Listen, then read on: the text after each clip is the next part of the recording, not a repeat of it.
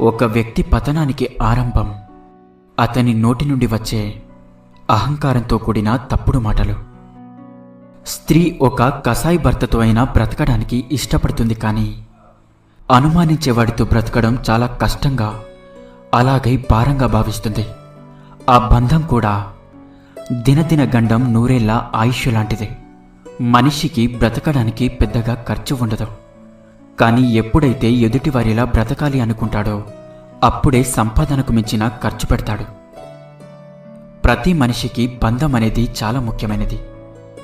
ఈరోజు వచ్చిపోయే ధనం కోసం ఆశపడకు.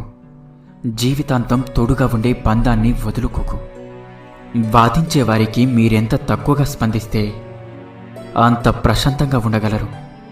ఆకలిగా ఉన్నప్పుడు దొరకని అన్నం, అలసిపోయినప్పుడు దొరకని నీడ, దుఃఖంలో రాని బంధం, కష్టంలో ఉన్నప్పుడు